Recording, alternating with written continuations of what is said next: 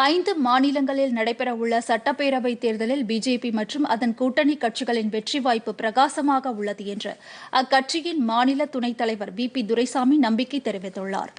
நாமக்கல்லில் செய்தியாளரிடம் பேசிய அவர், தமிழக மக்களின் நலன், மீனவர்களின் பாதுகாப்பு ஆகியவற்றை மத்திய அரசு உறுதி செய்து வருவதாக கூறினார். சாலைகள், துறைமுகம், வேலைவாய்ப்பு, விவசாய கடன் தள்ளுபடி உள்ளிட்ட மக்கள் நலத்திட்டங்களை செயல்படுத்த மத்திய அரசுடன் மாநில அரசு இணக்கமாக செயல்பட்டு வருவதை குறை கூறுவது சரியல்ல என்று அவர் தெரிவித்தார். அஇஅதிமுகவின் தேர்தல் வாக்குறுதிகள் வாக்காளர்கள் மத்தியில் நல்ல வரவேற்பை பெற்றுள்ளதாகவும் பி துரைசாமி தெரிவித்தார்.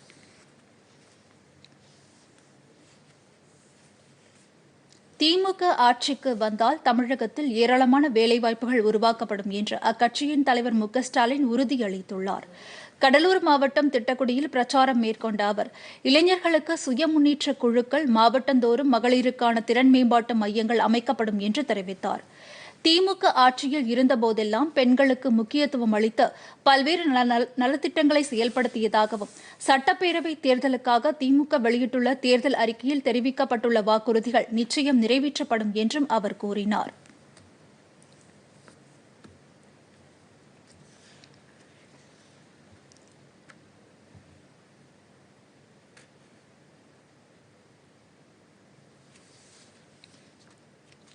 விழுப்புரத்தில் தேர்தல் பிரச்சாரம் மேற்கொண்ட மு.க.ஸ்டாலின், தமிழகத்தில் திமுக ஆட்சி அமைந்தால் ஆண்டுக்கு 10 லட்சம் வேலைவாய்ப்புகள் உருவாக்கப்படும் என்று கூறினார். மகளிர் சுய உதவி குழுக்களின் கடன்கள் தள்ளுபடி செய்யப்படும் என்றும், விக்கிரவாண்டியில் அரசு கலைக்கல்லூரி அமைக்கப்படும், நந்தன் கால்வாய் திட்டம் முழுமையாக செயல்படுத்தப்படும் உள்ளிட்ட வாக்குறுதிகளையும் அவர் அளித்தார்.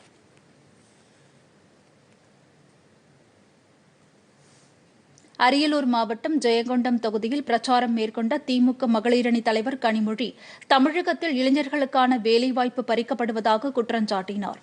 திமுக ஆட்சி அமைந்ததும் காலியாக உள்ள 5 லட்சம் பணியிடங்கள் நிரப்பப்படும் என்றும் உறுதியளித்தார்.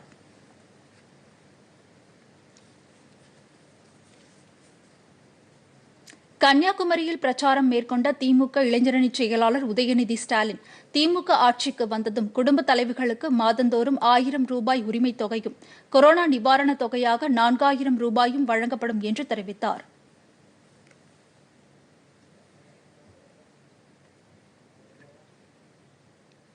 புதுச்சேரியில் தட்டாஞ்சாவடி தொகுதியில் இந்திய கம்யூனிஸ்ட் தமிழ் மாநில செயலாளர் முத்தரசன் பிரச்சாரம் மேற்கொண்டார். அப்போது அவர், சந்தர்ப்பவாத அரசியலுக்கு மக்கள் முடிவு கட்ட வேண்டும் என்று கேட்டுக் கொண்டார். இதேபோல முத்தியால்பேட்டை தொகுதியில் மார்க்சிஸ்ட் கம்யூனிஸ்ட் தமிழ் மாநில செயலாளர் பாலகிருஷ்ணன் பிரச்சாரம் மேற்கொண்டார்.